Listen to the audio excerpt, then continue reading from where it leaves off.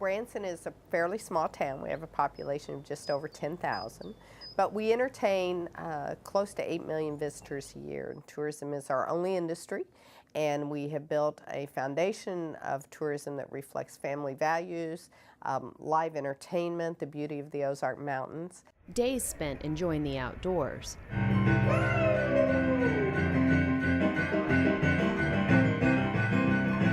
And then an evening of fun for adults in Branson, Missouri.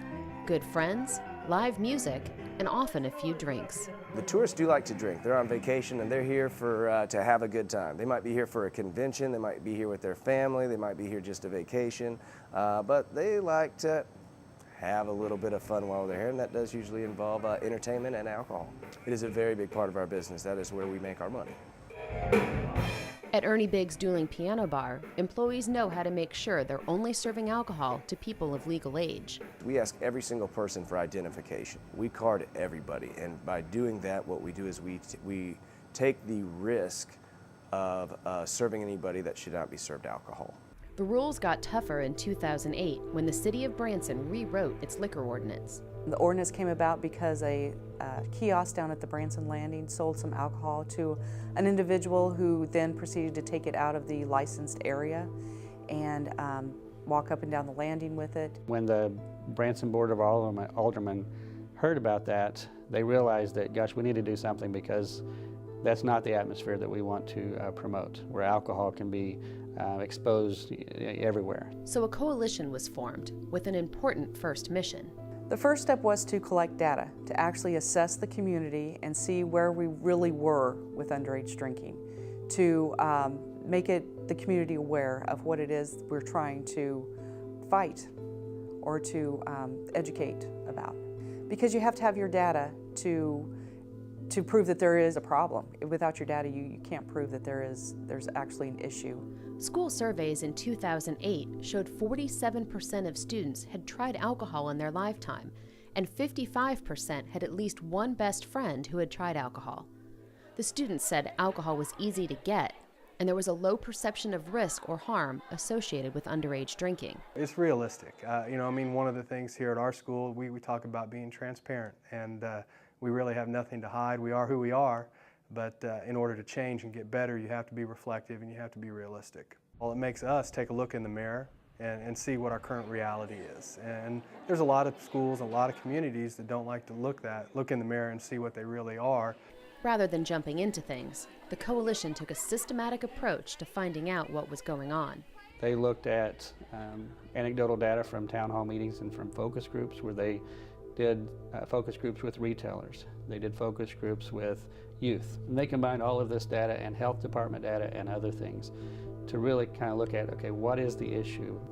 The data showed availability was the key issue. In 2008, alcohol outlet density in Branson was more than 6.6 times higher than the state average.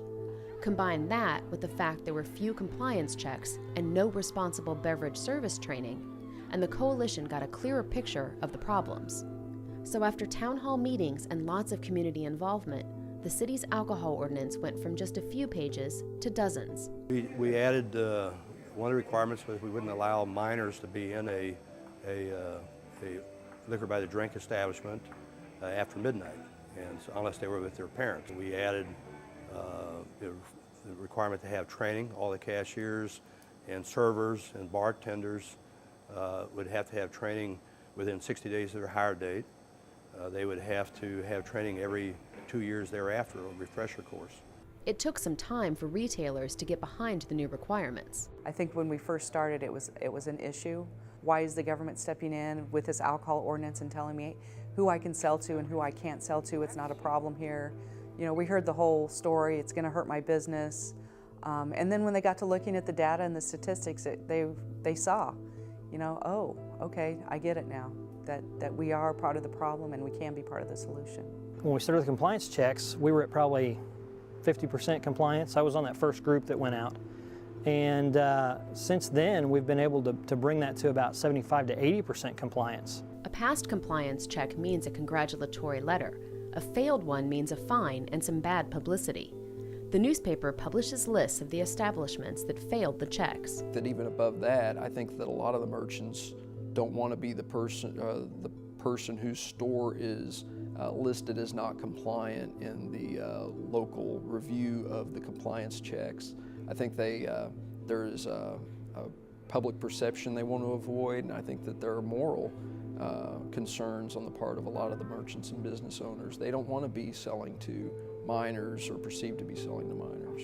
So the employees at Ernie Biggs attend training, protecting the business's reputation at very little cost. The cost is more time than anything else in education. It's really just taking the time with your employees and showing them the right way to do things, the right way to check identification, the right steps to take for responsible serving of alcoholic beverages. And also, you know, the signs to look for the general safety of the public. What is the cost of that? The cost of that is priceless. What you're getting out of it by making a safe and responsible environment, can you really put a price on that?